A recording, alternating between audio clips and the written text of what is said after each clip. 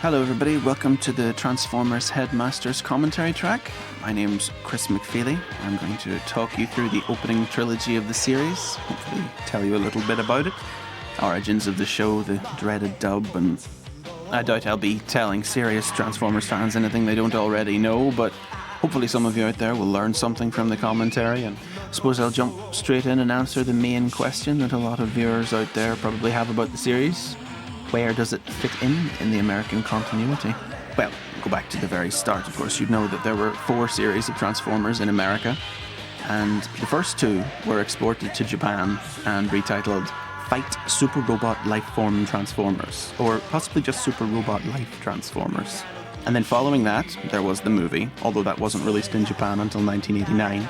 And after that, there was the dub of the 3rd season, which is retitled Transformers 2010, advancing the setting from 2006, as it was in the original American show.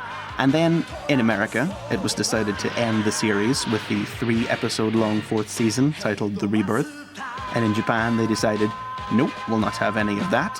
And so they created Headmasters. 35 episodes long, entirely uniquely Japanese, and it shows sometimes.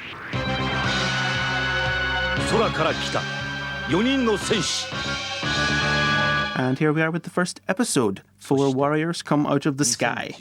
As you can see there, it is now the year 2011, 1 year on from the events of The Return of Optimus Prime, the concluding episode of the 3rd season.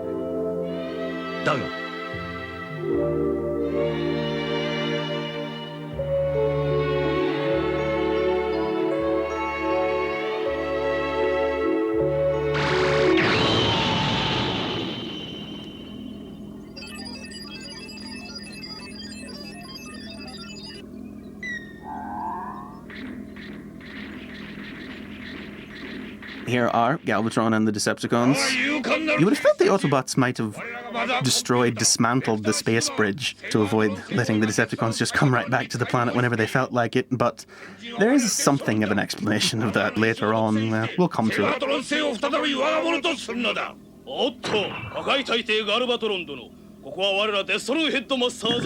Decepticon Headmasters, they're launching right in with the new characters, not wasting any time. Weird Wolf. Where's the next fella? Come along. And then Mindwipe and Skullcruncher, recognisable to most casual American fans, presumably, from their roles in the comic books and The Rebirth, of course.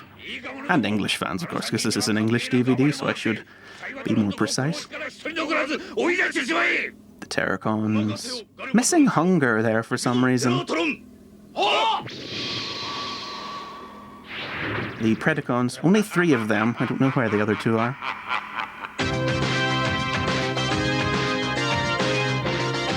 Spike and Carly.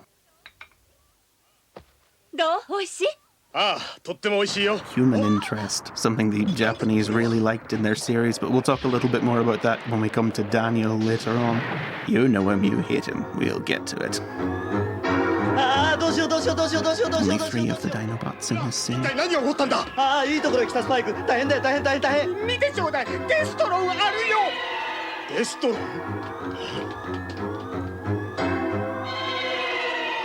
Give us a chance to just drink in the background music that's going on there. But in my opinion, the music of Headmasters really doesn't touch the American series. There can be entire series where there's just no music and it all feels very empty. But, well, I'll point one of those out when we come to it, hopefully.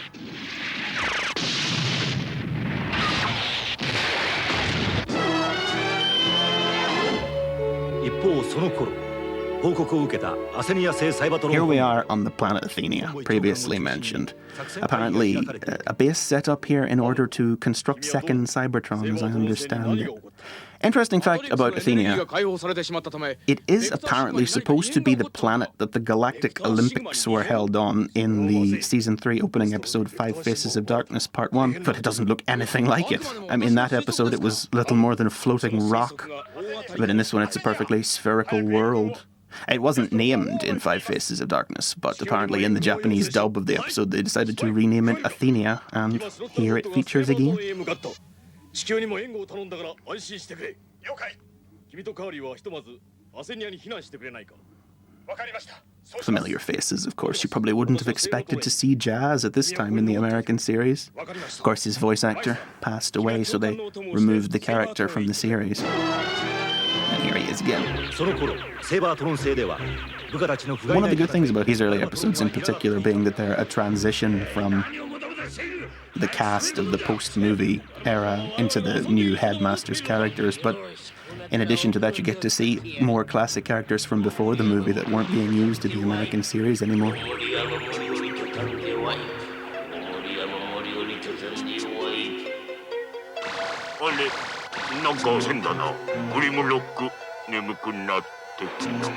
How would a robot feel sleepy, as Grimlock wondered in the dub? Well, we'll talk about the dub later on, although you've probably already experienced at this point.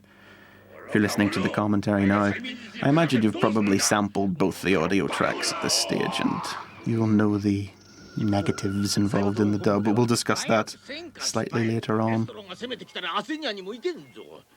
Not a favourite topic.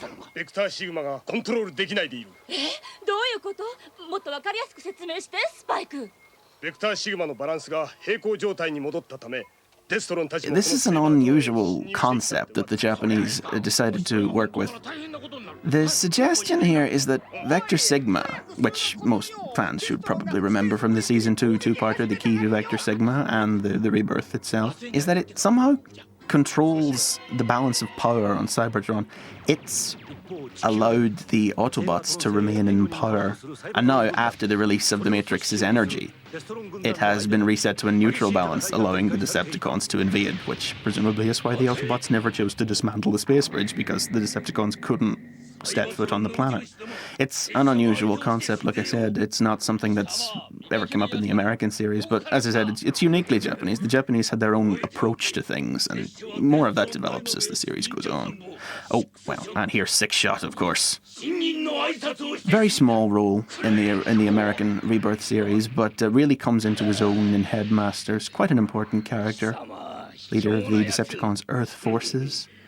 This fight, of course, between him and Ultra Magnus is a precursor of what would develop between them as the series went on, and the ultimate resolution that their conflict came to.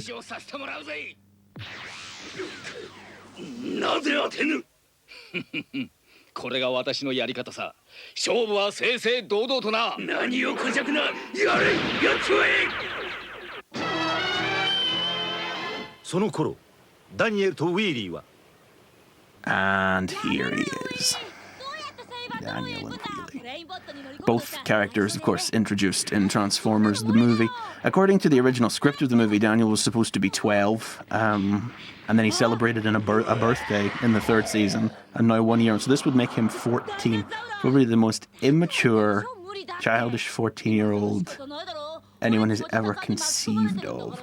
But well, I think everybody knows that Daniel and Wheelie are generally quite reviled by the fandom at large.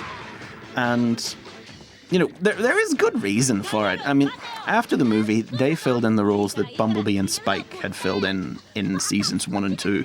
The young human and the young Autobot. You know, the connection for the young audience to the show, someone to familiarize themselves with.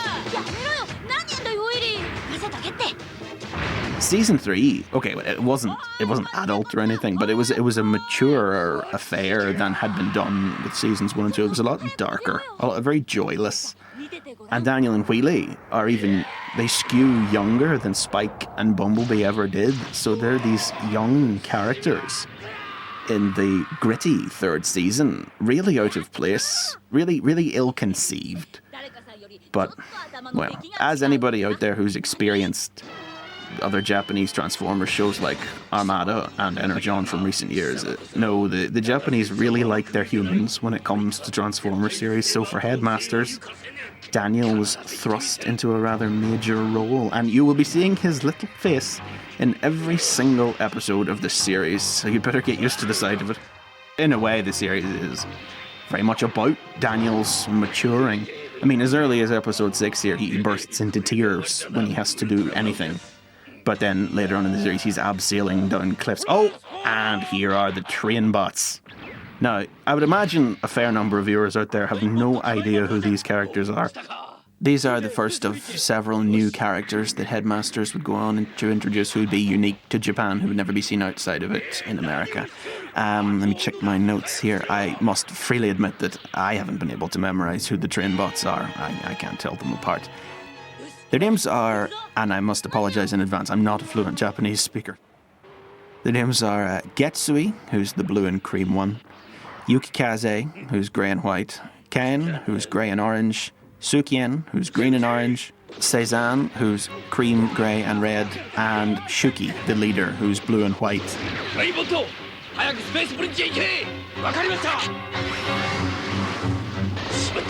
Of course, we parlay that off into a little discussion about the history of the toy line. As some of you may or may not know, the early years of Transformers were comprised of toy molds taken from two earlier Takara toy lines, Microman and Diaclone, and they were recolored and of course given the brand new Transformers storyline by Hasbro and all of that. But they comprised the bulk of the toy line for 1984 to 1985. With 1986 and the advent of the movie, a lot of new toys and new characters were conceived, and the practice had all been abandoned but 1987. But here, the train bots are some of the last Diaclone toys who would appear in the Japanese toy line, the same era as the Constructicons. Another combiner team, you'll see their merged form in a couple of episodes' time. I won't be commenting on that. 早くしてくれよ。トレインボットが出発しちゃうじゃないか。慌てない慌てない。ほら来ちゃった。よし、受けだ。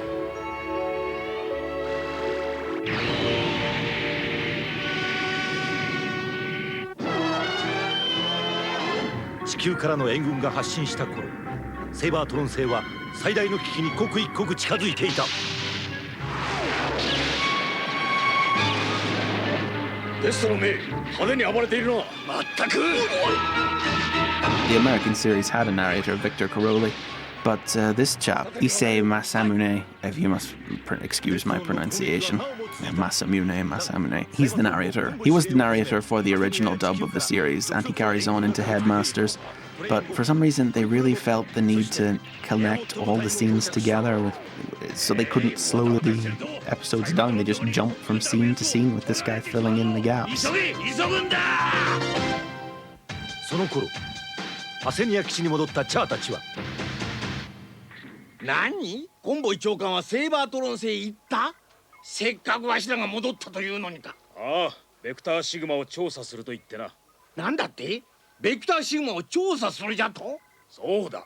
That's Hiroya Ishimaru playing Hot Rod there, or Hot Rodimus as he's known in Japan. As you will have probably noticed if you're listening intently to the dialogue, some of the characters do have different names in Japan. I'll note them as we go along, but for the purposes of the subtitles and familiarity, we decided it would be best to use their English names, the names they're known best by in the West. There was some dispute over it, quite a few polls and topics taken, but it was settled in the end. 今までに見たこともない動きじゃな。何事も起こらねばいいが、どうも何か悪い予感がするんだ。え？ 一方、セイバートロン星では。The narrator, incidentally, same voice actor as Soundwave, who we'll be hearing in the next episode. I'll talk a bit about him there. Suffice to say, I really like Soundwave's Japanese voice.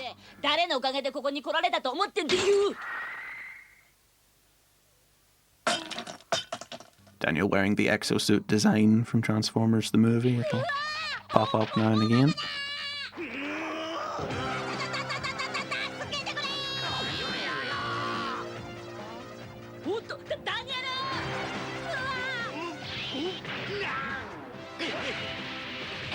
Hit him while he's down, really.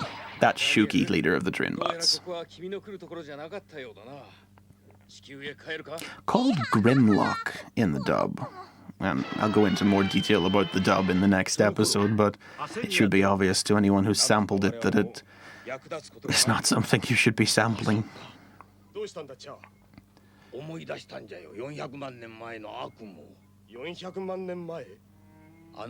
Cup's preference for tall tales. 市民の一部が戦火に追われてセーバートロン星を脱出していったほどじゃった。あの時の惨事がまた繰り返されるのか。It's the only time you'll see Megatron and Starscream in the series being dead. Well, Megatron's not dead. Well, that's a whole nother debate that I don't want to get into right here. これはなんだこれはなんか変だぞ。おい、どうした？光がだんだん大きくなってきたよ。 Blur talks fast even in Japanese.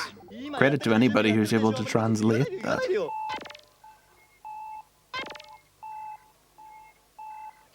船だ。星じゃない。船だったんだよ。船だよ。ああ、しかも巨大戦艦だ。戦艦？これは大変だ。やられちゃうよ。どうしよう。 I'm just sitting here looking at this still image. It reminds me, of course, being uniquely Japanese, this is animated in the other way around, in the opposite way that the American series would be animated, where the voices would be recorded first and then the animation would be created afterwards, and the mouth movements would be matched. In this case, animation comes first, and then the Japanese voice artists, Seiyu, dub their voices in, which is why you'll see the mouths only flap open and closed and don't form the shape of the words. It's the common practice for Japanese anime. There are a few exceptions. Akira would be the main one that was recorded the Western way, I'll call it. Devastator.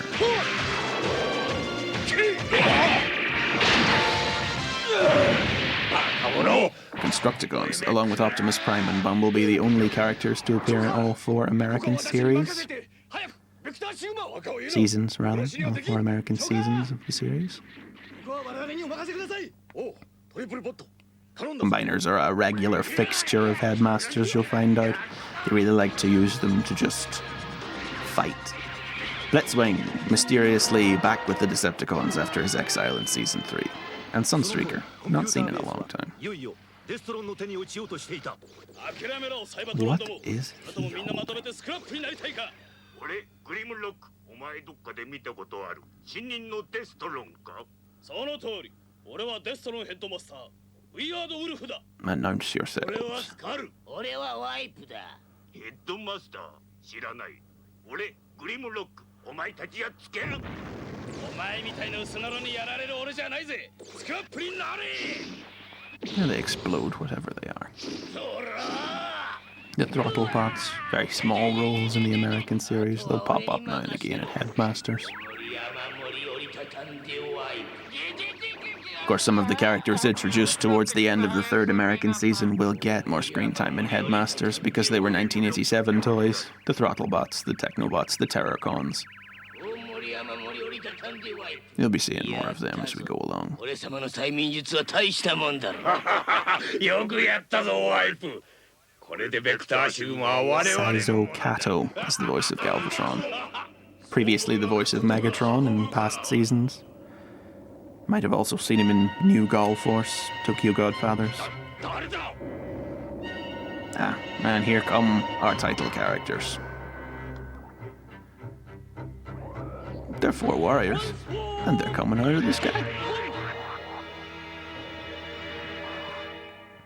お前たちは久しぶりだな、ウィアードウルフ。何者だ、貴様たちは。名を名乗れ。我らはヘッドマスター戦士。 Common practice in this series, you'll see these text captions that introduce the characters whenever they appear for the first time, or reappear in some cases.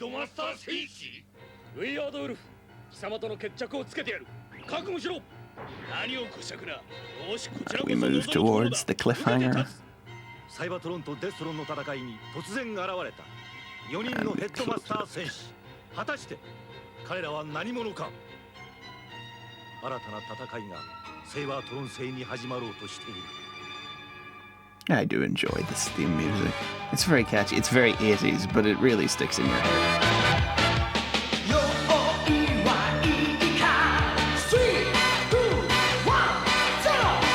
Given a drunken performance of this song by Hardhead in episode 16.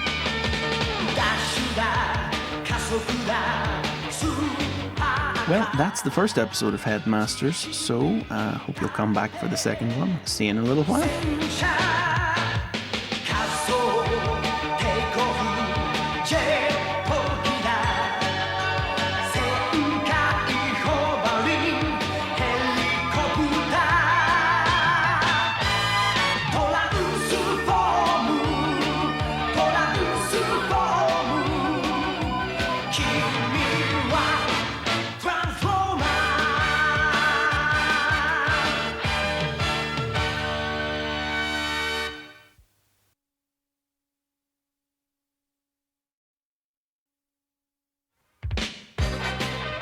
Welcome back to the Transformers Headmasters commentary. Chris McFeely still with you as we head in towards the second episode of the series, part 2 of the opening trilogy.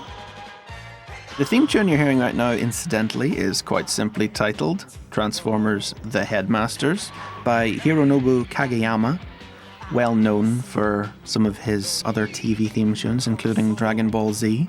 And in another Transformers connection, he wrote the first ending theme tune to Beast Wars Metals.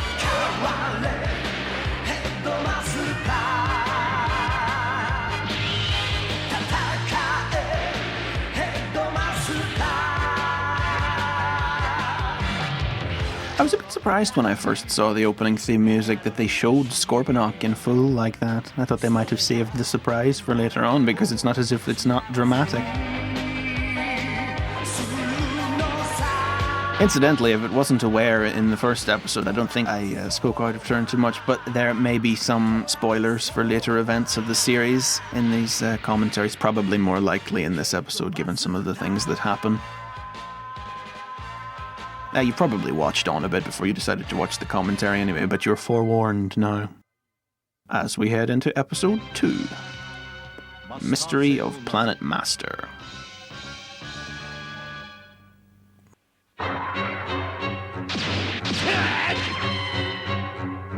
Really nice animation. No. You got a brief glimpse of it at the end of the first episode there, when the Autobots came out of Maximus. But here you see the Headmaster concept at work. The heads transforming and piloting the vehicles. Of course, that instance, it's the same in both Japan and America, of course, but the story behind it differs greatly. Talk about that a little later on when we're learning about Planet Master. As far as the toys go, though, it's said that the Headmasters was a very 11th hour idea. They quickly cobbled together a toy car out of some sheet plastic and cut up a doll that was lying around the office to make its head for the proposal. A lot of things had been turned down and that one caught the eye. That's what they say, anyway. 4人の戦士は味方だったんだね。強いや。すぐ感心するとこがダニエルの悪い癖だぜ。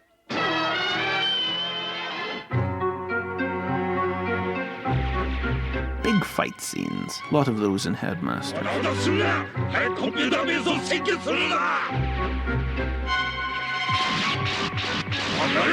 I guess I'll take this moment, just when I'm thinking about it, to talk a little bit about the dub. Now, as I said before, you've probably already sampled the English audio track on this DVD, and you'll have realized that it's startling, to say the least. Not entirely clear where the dub comes from. First discovered airing on an Asian TV channel named Star TV in the early 1990s. Clearly produced by a group of people with little knowledge. Names are wrong, translations are literal and often nonsensical. It's rubbish. Don't write angry reviews telling us it's rubbish. We know it's rubbish. It's just on here to give you an option if you don't like reading subtitles, or if you want a bit of a laugh. Of course, you will have noticed all the tremendously different names that go on in the dub. Blaster is Billy, Blur is Wally, Spike is Sparkle. Goodness knows how they really thought that was accurate. And these people are supposed to be professionals. They dubbed Godzilla films. And of course they provided the dubs for all the following series that came after Headmasters.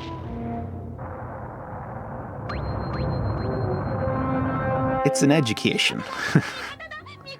I think I'll be enjoying the DVD in Japanese personally.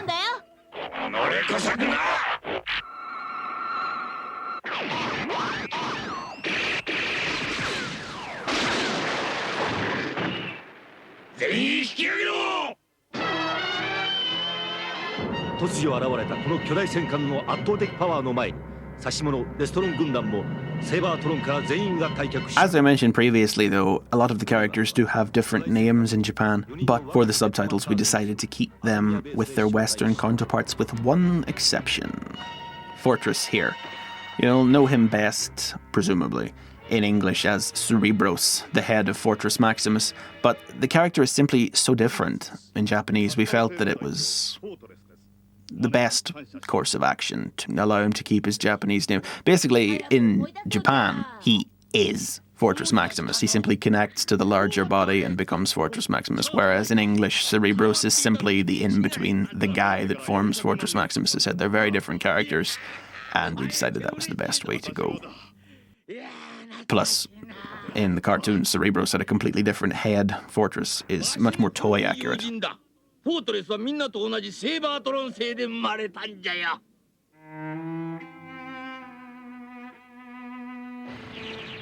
その頃セーバートロンはいつ終わるともしれない泥沼の戦争に体力もトランスフォーム能力も劣る一般市民は The concept of Transformers evacuating Cybertron first raised in the Season 2 episode Desertion of the Dinobots, came back later in the Season 3 episode Fight or Flee. In this particular instance, this group settled on Planet Master. And this is where the main difference in the Headmaster process comes in.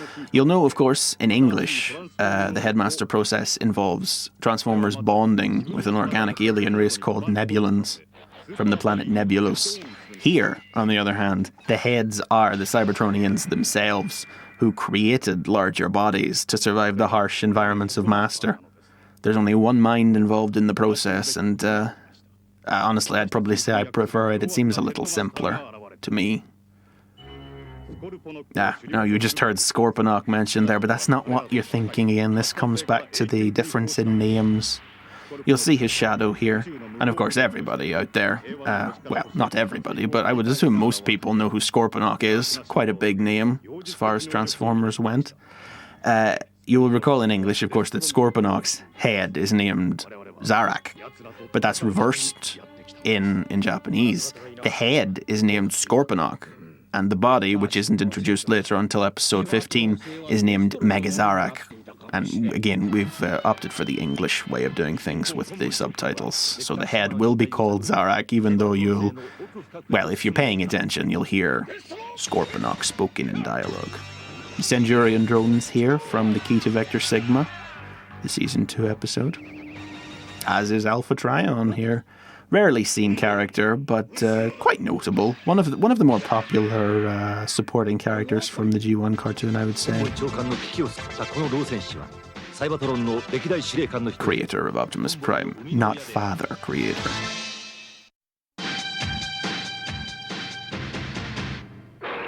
Nani? コンボイはマトリックスを持たずベクターシグマに行ったのか? マトリックスは Now, anybody who saw Season 3 will recall how at the conclusion of the series, in The Return of Optimus Prime, the combined wisdom and energy of the Matrix was released to cure the hate plague. And it was the release of that energy that destabilized Vector Sigma, returned it to the neutral balance it's at the start of the series, which allows the Decepticons to access the planet. In America, in English, the Matrix is a storehouse of wisdom. It's quasi-mystical. In Japan, they treat it as much more of a simple, well, not simple, obviously, because it still contains all the amassed wisdom, but it's more of an energy source. As we'll see in this episode, it's been left on Earth to recharge by being put in an energy storehouse to just absorb energy. It seems to me, well, it's very different to how it's done in English. It's hard to reconcile events like that. I mean, you don't regain the wisdom of the ages by plugging it into an outlet socket.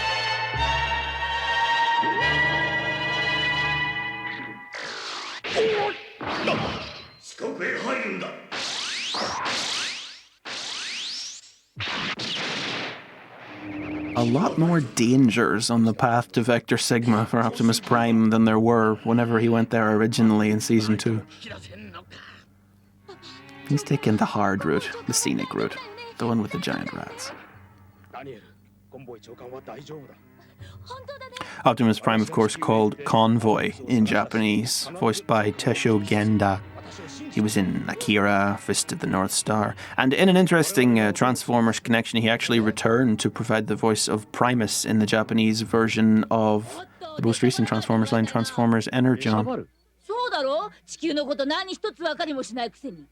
This is where you really get the feel for Wheelie in the Headmasters. He doesn't talk in rhyme the way he did in English, obviously. I mean, that was annoying enough for a lot of viewers. In this, Wheelie's he's a bit of a punk, frankly.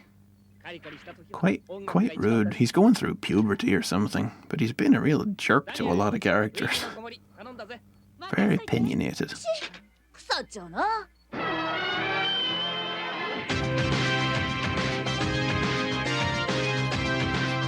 That's the space bridge, by the way. The Autobots have taken to using one themselves now. They never had one in any of the American seasons. It was a uniquely Decepticon device. One of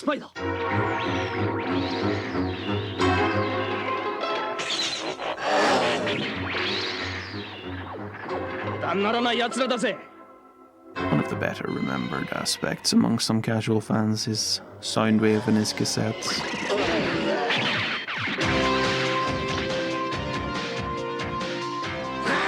Of course, the weird thing in Japanese is that, well, if you read the comics, which I imagine most readers of this, they'd probably be quite familiar with the animal cassettes talking, but they never did in the G1 cartoon in America, but they do it here in Japan, so it could be quite startling if you're not paying attention and suddenly you hear Ravage talking.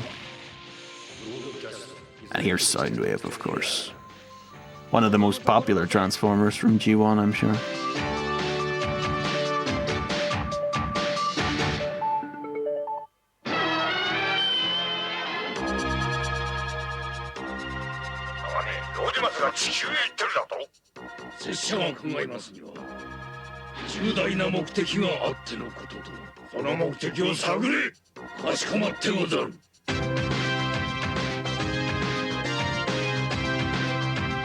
Here, the energy locations the Matrix may be found in, as I said.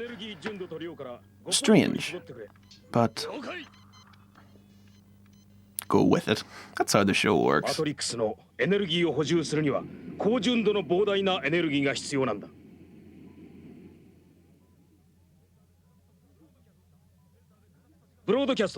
Broadcast, they're of course the Japanese name of Blaster.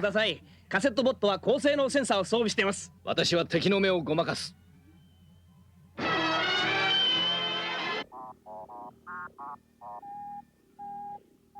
ポイント00ラインに飛行物体確認。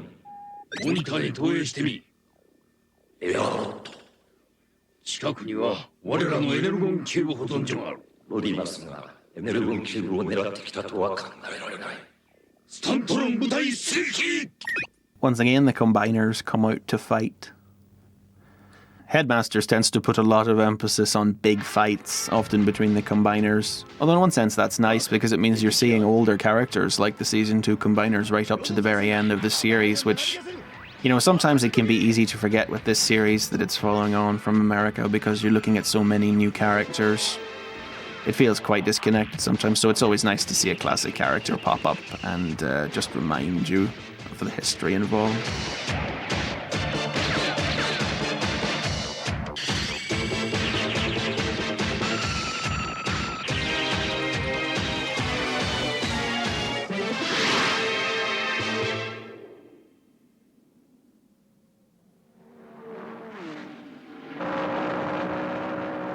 Sensor にマトリックスの反応がない。一体どこにあるんだ？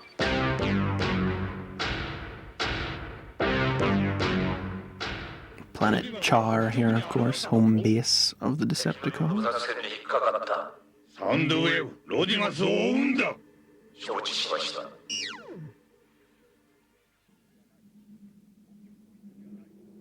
北極ポイントにはない。次のポイントへ移ろう。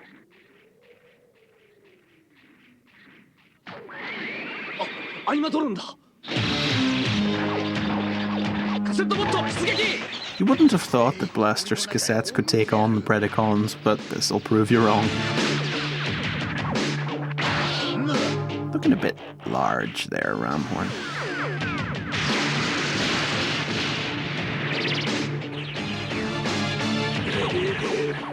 Divebomb's Eagle mode never did look particularly good, be it in toy or animation form. I think they could have taken a few liberties to improve it.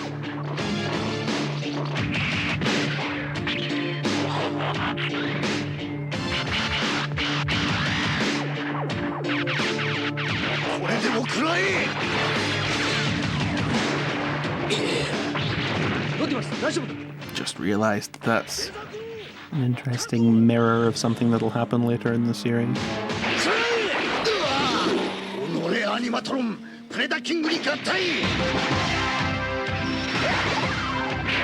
of the smartest moves ever. How often in a Japanese show do you actually see somebody attack the characters while they're having their dynamic transformation sequence?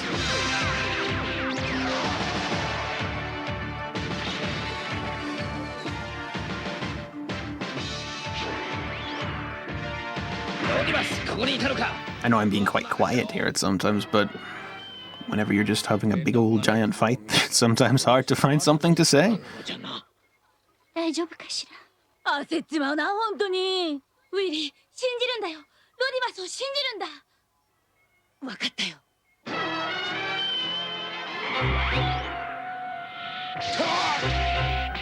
Combiner fights. They just love them. 手には格好だな。ロ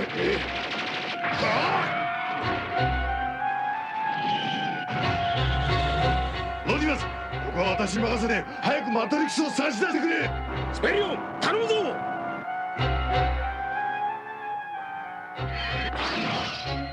狙いはマトリックスだったのか。I do like Soundwave's Japanese voice.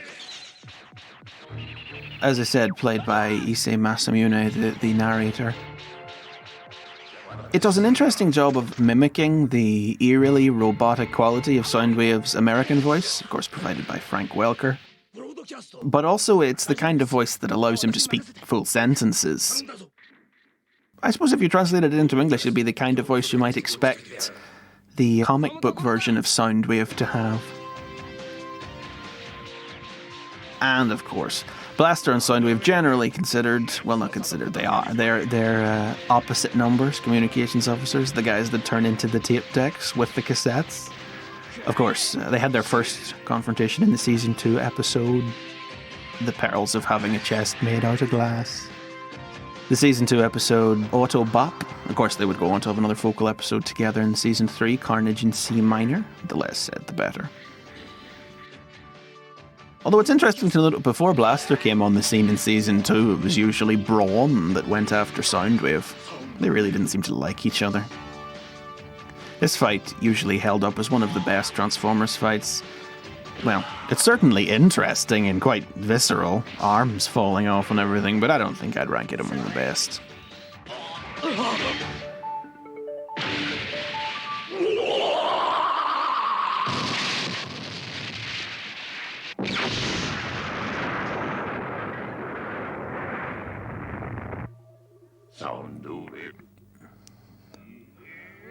he's angry.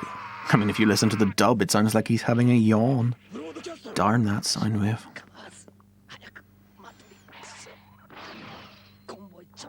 Of course, you're revisiting the concept that when a Transformer dies, they turn grey. First seen, of course, with Optimus Prime in the movie, but in the season 3 episode Call of the Primitives, just about every starring character turned grey at some time or another. Don't worry, Soundwave fans, he'll be back. Wait for episode 4. Yes, episode 4. We'll see Soundwave and Blaster. Spoilers ahead, now you're warned. Soundwave and Blaster will be recreated as Sound Blaster and Twincast. Again, they're toys unique to Japan, remolds of the original toys with modified chest decks to hold 2 cassettes instead of just 1. There were a few toys unique to Japan. I mentioned the train bots. I mentioned the Sound Blaster and Twincast.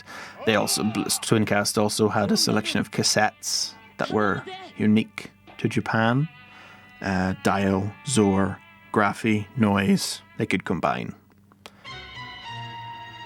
And there were some unique Headmaster heads that I'll talk about later on.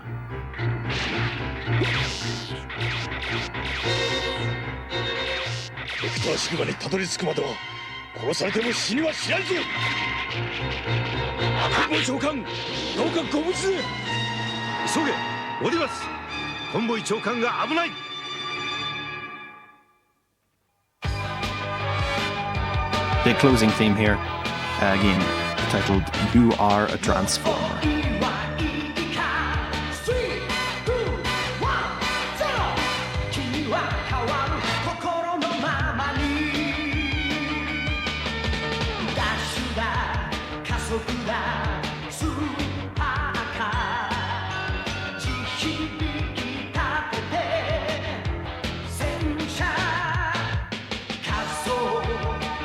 Again, of course, indicative of the Japanese preference for putting humans in everything Transformers related they do.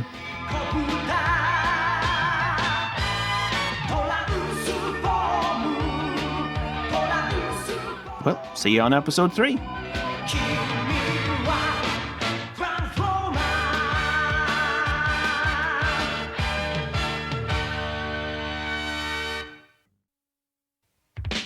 Back once again for the final time, episode 3 of Transformers Headmasters, rounding out the commentaries.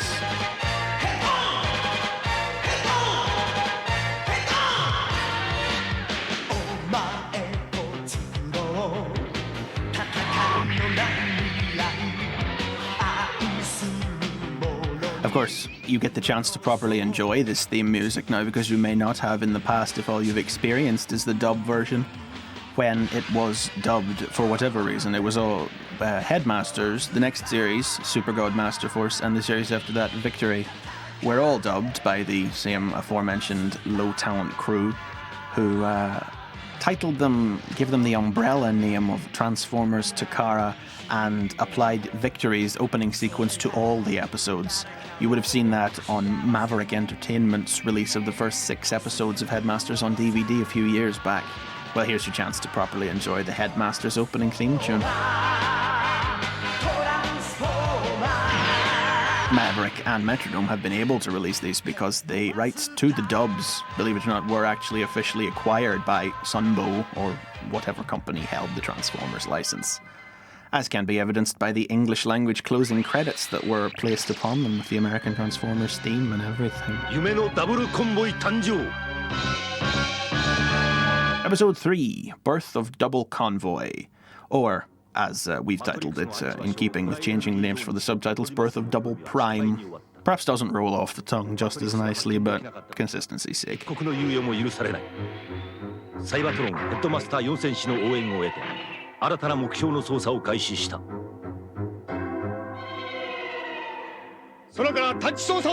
Rod, of course, here. American viewers would know went on to become a Target Master in the comics and cartoon. He doesn't have that luxury in Japan, as you'll see by the end of the episode. The other Target Masters themselves will be appearing much later on in the series. In Japan, of course, they only released the new figures, point blank. Sure Shot, Crosshairs, Trigger Happy, Slugslinger, Misfire. Cyclonus, Scourge, Hot Rod, Cup, Blur, they didn't get to become Target Masters in Japanese continuity. Although, to compensate for that, Japan did release remolded versions of Jazz and Inferno's toys renamed Stepper and Artfire, with the Nerbulon partners of Cyclonus and Scourge.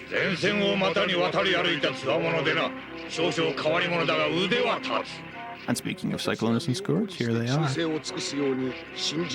Perhaps best not to talk about them in Headmasters. They fade out after the first couple of episodes. Look at that. When would Cyclonus ever do that? The Japanese really turned Cyclonus and Scourge around and made them a pair of bumbling, funny henchmen who accidentally dropped rocks on Galvatron's head. Hilarious things like that. Six Shot became the real hardcore subordinate.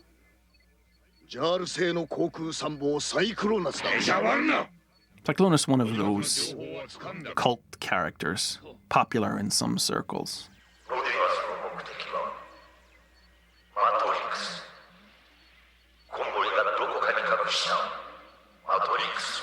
What's that rat bat talking? Maybe. そうか。ベクターシグマを我々に渡さない気だな。急がないと。奴に発見されたらことは面倒だ。慌てるでない。奴が発見しておれば拙者が黙っておるはずがない。そんなのんきなことを言っている時では、奴より先に我々の手に。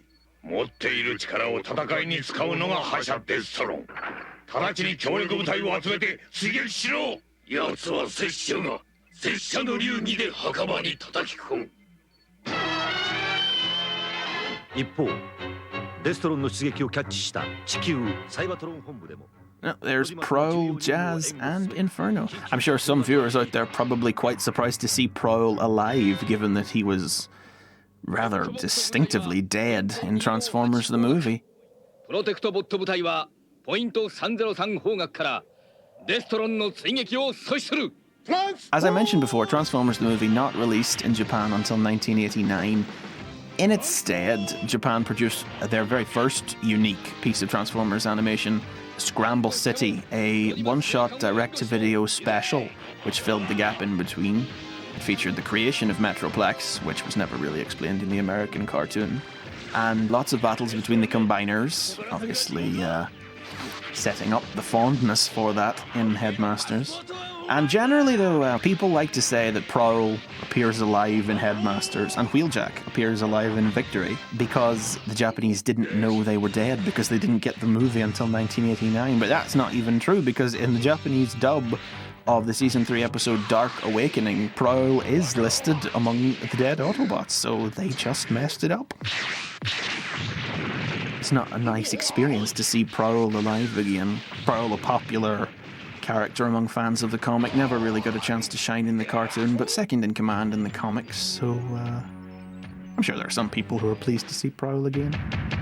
Appreciate it now while you can, because you'll soon stop seeing all these classic characters as the Headmasters take center stage.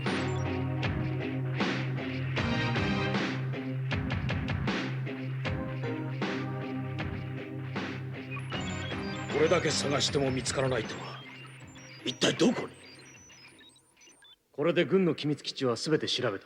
時には努力が実らないことも。 Just looking at the Headmaster's head. 気取ってる場合じゃないぞ、ブレインストーム。そうさ。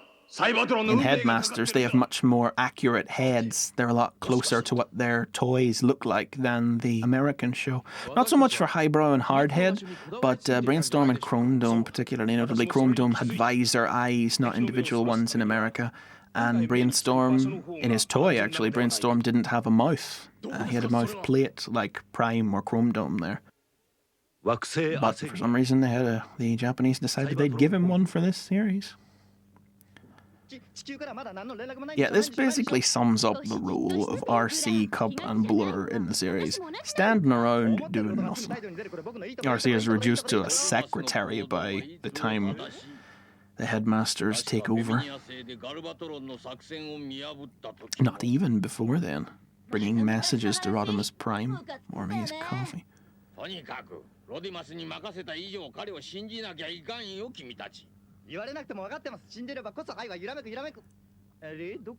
Credit to the Japanese actor for being able to mimic the fast speech of Blur, given that it was performed in America by John Moshita, who was at one time the holder of the record for the fastest talker in the world. そうか。コンボイ長官とうまくコンタクト取れればいいが、確かセーバートロン製の地下構造は。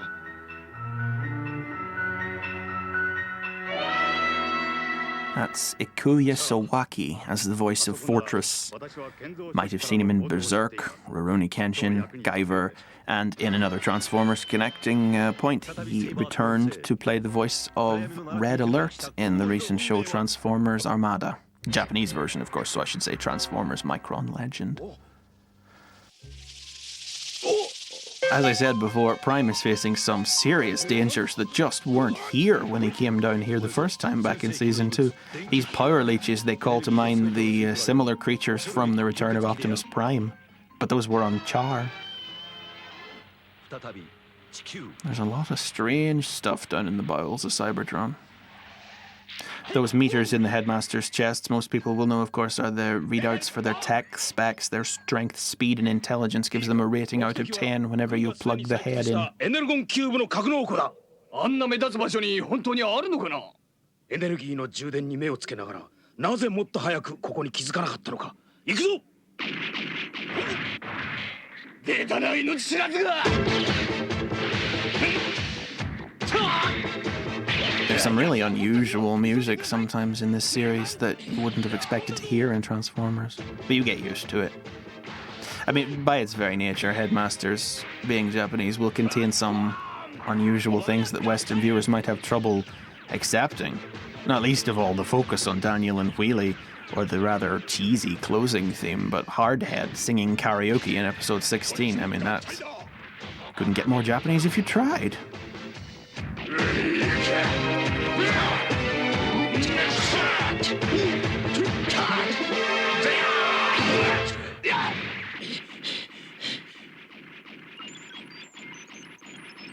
Here we are in an energy storage facility where Hot Rod locates the Matrix. Just sitting here recharging as if it were a battery. Unusual, but as I said, just go with it. Recognizing the touch of the Chosen One.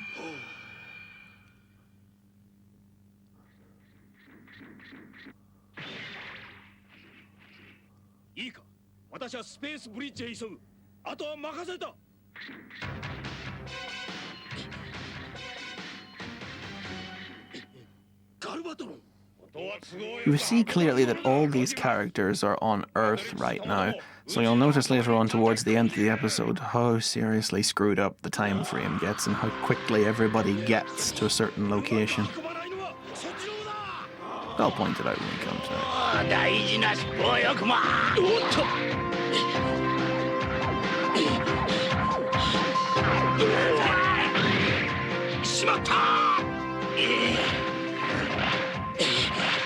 そんな虫歯に食いちぎられてたまるか。なんだ。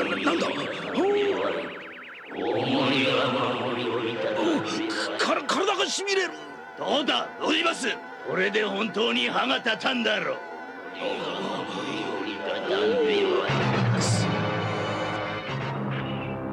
The Decepticons here, of course, plan to take control of Vector Sigma, preventing the Autobots from restoring the balance so that they'll be in charge, allowing the Decepticons to take over the planet. An unusual concept, but not very prevalent in the series because, well, you'll see what happens in episode 10. 大丈夫ですか？奴の目を見ちゃダメです。大森が覚め。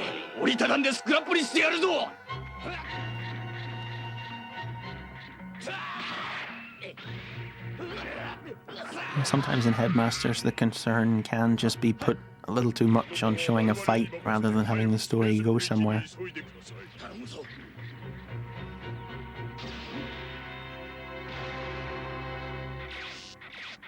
Are they flying? What was that?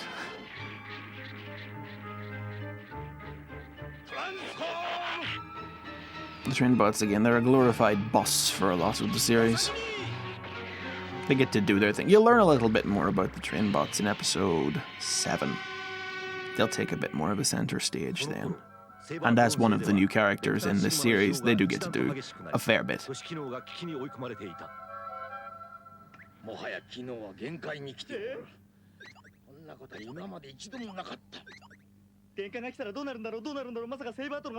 what we call foreshadowing, kids. They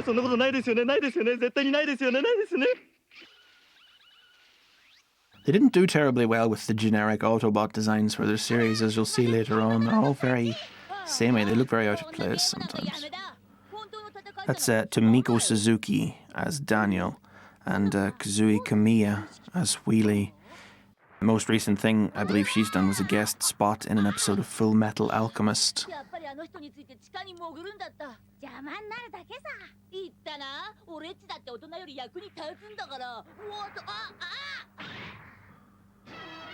Back with Fortress Underground again.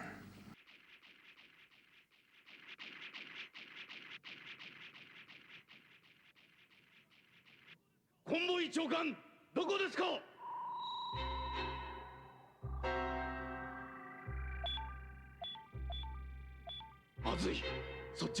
Now this little scene, it seems to be a foreshadowing of the telepathic powers that some of the Headmasters will be shown to have later on.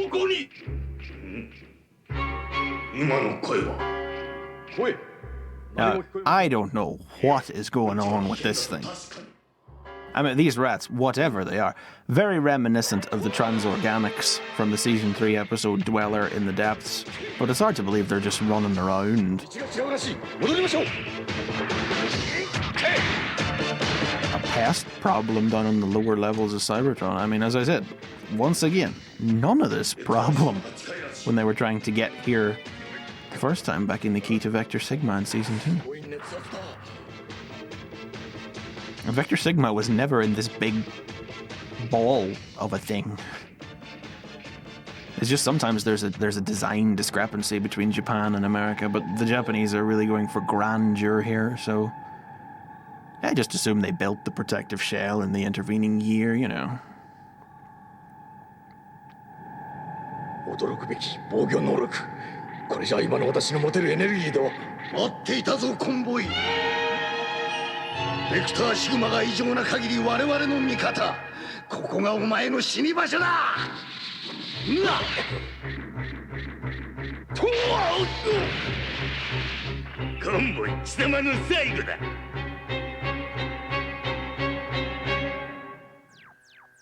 まずいことになった。急がないと。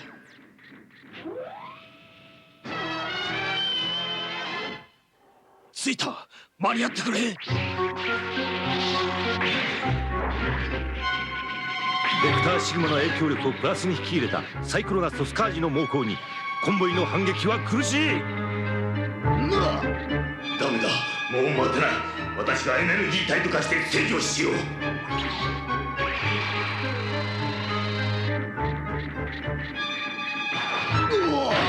待つんだ。待ってくれ。その声はどこかで。訳は後で。邪魔者を先に。コンボイ長官、マトリックス到着です。よくやったぞ、ロディマス。長官こそご無事で。待っていたぞ、ロディマス。若さに任せて暴れまくれ。サイバトロンのトップどもが揃ったか。破壊大帝の目の前で死の踊りを踊らせてやら。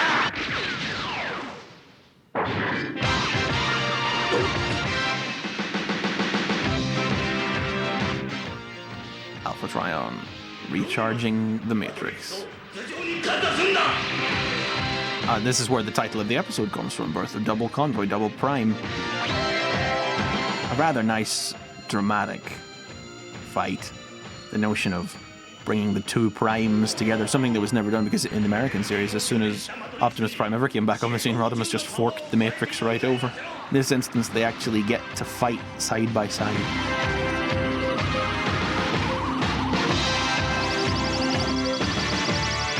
Rodimus is largely identical to Hot Rod, bar a couple of extra lines on his face and a slightly darker magenta colouring. I mean, that's nice, really. You'd run if that came running at you.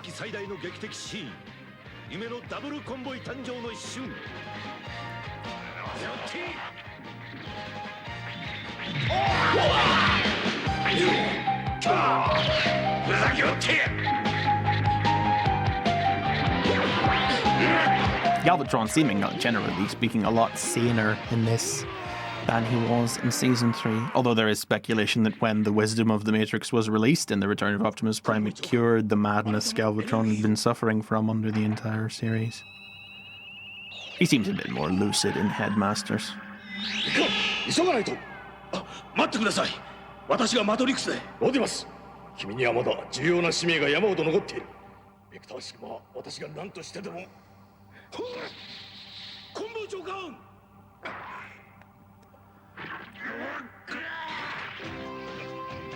He'll crush him with his bare hands.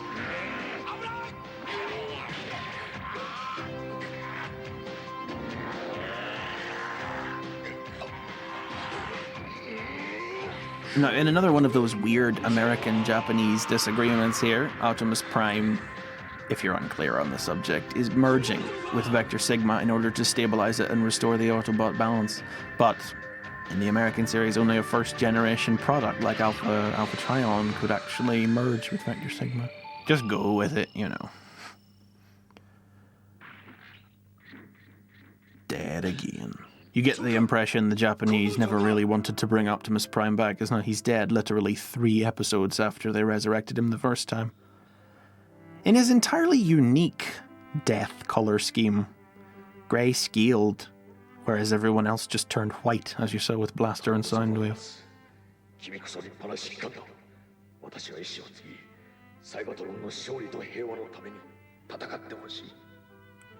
Just stepping aside to make way for the new characters.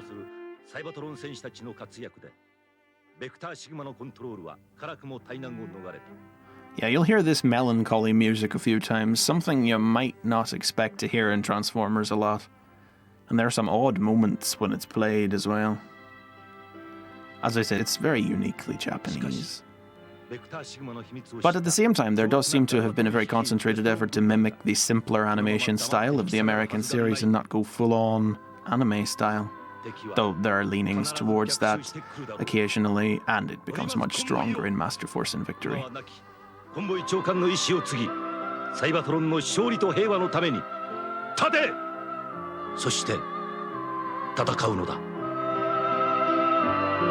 And that is the opening trilogy to Headmasters, serving as a bridge between the classic and the new era. And that's how it all began. Hopefully you've enjoyed these commentaries, perhaps learned a little something. And I will now leave you alone to enjoy the rest of Headmasters. Thanks very much. See ya.